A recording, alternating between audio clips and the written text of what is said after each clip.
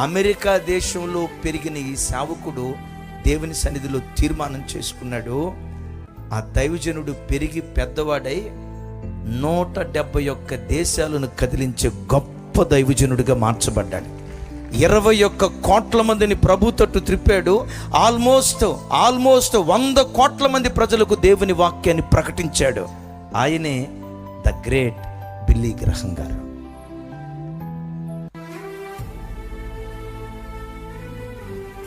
ఆయన ఎప్పుడు అంటాడు, దేవుడు ఖరీదైన పాత్రలను కాదు, కడగబడిన పాత్రలను తన మహిమ కొరకు దేవుడు వాడుకుంటాడు అని. ఏ పాత్రలను?